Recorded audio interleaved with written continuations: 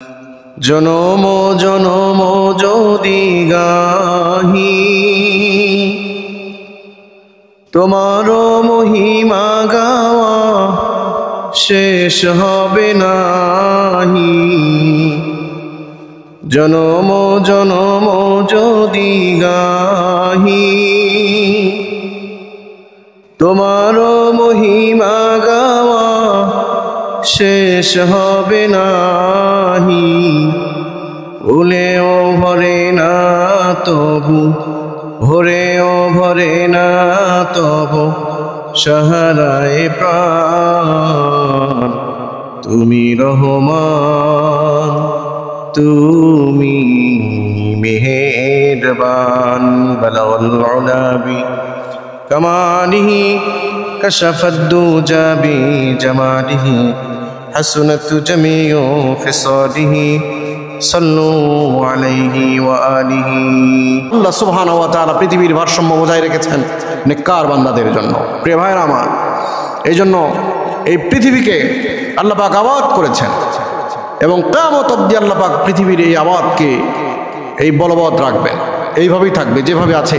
এই ডিসিপ্লিন, এই নিয়ম অনুবর্তিতাই আল্লাহ পাক চালাবেন। কিন্তু এই নিয়ম অনুবর্তিতার মধ্যেও কিছু নিয়ম আছে। আমি শুরুতেই বলেছি, আল্লাহ পাক হলেন অসীম ক্ষমতার অধিকারী। তিনি পৃথিবীর কোনো ব্যক্তি কোনো ক্ষমতা যেটা না পারে আল্লাহ পাক সেটা পারে। আল্লাহ পাক বলেন, তুলিজুল লাইলা ফিন নাহারি ওয়া তুলিজুন নাহারা ফিল লাইল ওয়া তুখরিজুল হাইয়া মিনাল মাইতি ওয়া তুখরিজুল মাইতা মিনাল হাই। আল্লাহ সুবহানাহু ওয়া তাআলা দিনকে রাতের মধ্যে ঢুকিয়ে দেন, রাতকে আবার দিনের মধ্যে ঢুকিয়ে দেন। মার গর্ভের মধ্যে থেকে জীবিত সন্তান বের করেন, জীবিত ব্যক্তির পেট থেকে মৃত সন্তান বের করেন, মৃত ব্যক্তির পেট থেকে জীবিত সন্তান বের করেন। এমন ক্ষমতার অধিকারী আল্লাহ পাক। সুতরাং পৃথিবীর সকল মানুষ যদি আল্লাহ পাকের ক্ষমতাকে নস্যাৎ করে দেওয়ার জন্য ষড়যন্ত্র করে, পৃথিবীর সব ক্ষমতা শেষ হয়ে যাবে।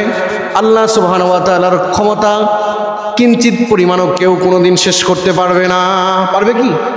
কেউ পারবে না। তিনি এমন ক্ষমতার অধিকারী। সুতরাং এই পৃথিবীর ভারসাম্য আল্লাহ পাক বজায় রেখেছেন, যে অনুযায়ী আমরা পৃথিবীতে আসছি, পিতামাতার অদূরে আমরা আসছি, পিতামাতা তাদের পিতামাতার অদূরে আসছে। এই যে একটা ডিসিপ্লিন, নিয়ম অনুবর্তিতা, এই নিয়ম অনুবর্তিতার মাধ্যমে আল্লাহ পৃথিবীকে সাজিয়েছেন। কিন্তু এরই মধ্যেও কিছু নিয়ম চেঞ্জ, যেমন পিতা ছাড়া মাতা ছাড়া আল্লাহ পাক সৃষ্টি করে দেখিয়ে দিয়েছেন। বাবা আদম আলাইহিস সালাতু ওয়াস সালামকে দেখিয়ে দিয়েছেন এবং পিতা ছাড়া সৃষ্টি করে দেখিয়ে দিয়েছেন। সুবহানাল্লাহ বলে। পিতা ছাড়াও যে আল্লাহ পাক পৃথিবীতে এই ভারসাম্য বজায় রাখতে পারেন সেটা দেখিয়ে দিয়েছেন। অর্থাৎ নিয়ম অনুবর্তিতার মধ্যে একটু চেঞ্জ, এবং এই চেঞ্জ করার ক্ষমতা যে আল্লাহ পাক রাখেন এটি তিনি দেখিয়ে দিয়েছেন। এই জন্য কিছু নেককার বান্দাদের নেক আমলের কারণে আল্লাহ পাক পৃথিবীর ভারসাম্য বজায় রেখেছেন এবং কিয়ামত অবধি থাকবে এটা। এই জন্য মানুষ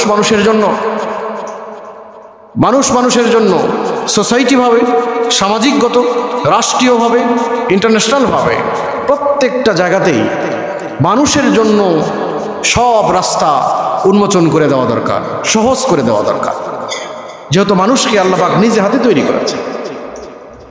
কিন্তু এই দুনিয়ার ক্ষণস্থায়ী জিন্দেগিতে আমরা দেখতে পাই এবং দেখতে পাচ্ছি, অহরহ দেখতে পাচ্ছি যে কিছু একটু টাকা পয়সার জন্য, টাকা যে আমি একটু ভালো করে চলবো, ভালো হয়ে চলবো, এই টাকার কারণে হালাল এবং হারামকে পার্থক্য করার শক্তি নাই। কেমন করে আরেকজনকে ঠকানো যায়, কেমন করে বিপদের মধ্যে ফেলে তার থেকে সব লুট করে নেওয়া যায়, এই চিন্তার মধ্যে কেউ দিনাপাত্তা করছে, দিন অতিবাহিত করছেন। কেউ অনেক যারা আছেন নিয়তের মধ্যেই গড়বড়। মনে রাখবেন, পৃথিবীর কোনো মানুষ যদি এমন নিয়ত করে যে আমি আজকে এই অমুক ব্যক্তিকে ঠকানোর জন্য সব পরিকল্পনা করলো, কিন্তু আপনি নিজেই জানবেন না যে আপনি কত বড় ঠকে গেলেন। এমন একটা বিপদের মধ্যে পড়বেন যে বিপদ থেকে পুরো পৃথিবীর কোনো মানুষ উদ্ধার করার কোনো ক্ষমতা নাই।